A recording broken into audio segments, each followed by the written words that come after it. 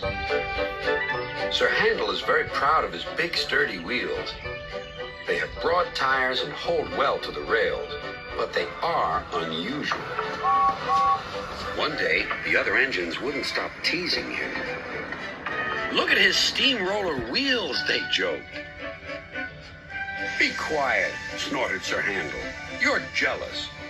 "Don't worry," soothed Peter Sam. "The engines all teased me about my special funnel until they learned how useful it is." "Did you hear that?" huffed Sir Handel. "My wheels are special, like Peter Sam's funnel. I can go faster than any of you." Skarloey had a plan to make Sir Handel see sense. "With your grand wheels, Sir Handel," said Skarloey, "you're just the engine to tackle George."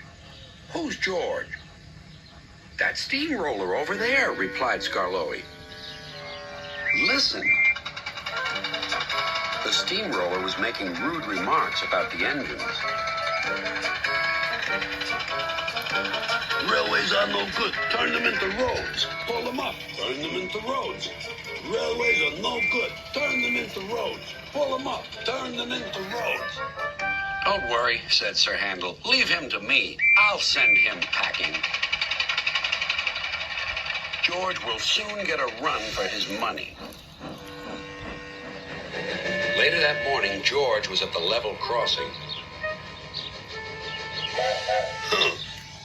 "You're Sir Handel, I suppose." Sir Handel was standing no nonsense. "And you, I suppose, are George?" "Yes, I've heard of you." "And I've heard of you. You swank around with your steamroller wheels, pretending you're as good as me." "Actually, I'm better. Goodbye."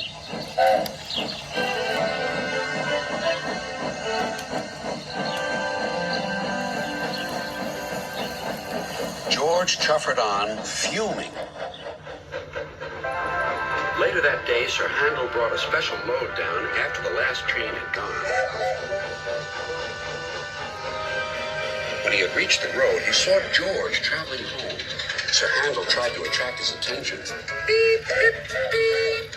George took no notice. There was barely room to pass.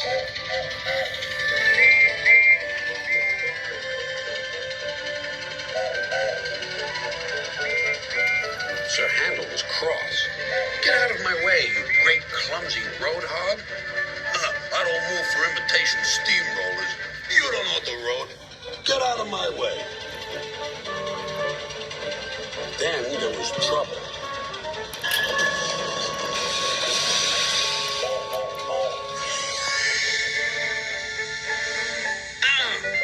Cried Sir Handel. "That was your fault." "No, it wasn't. It was yours." Everyone was arguing about who was to blame. "Hello, hello, hello," said a policeman ominously. "And what's going on here?" This made everyone stop arguing. They set to work clearing up the mess instead.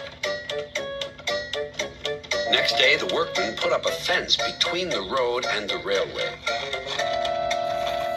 Then they went away, taking George with them. Sir Handel thought he had made George go away.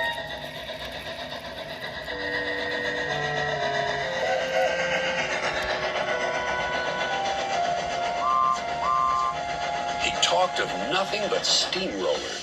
"Oh dear," whispered Skarloey. "He's worse than ever. I'm sorry my plan was no good." "Never mind," said Rusty. "We'll think of something else." But they had no need to do that. Some boys arrived instead.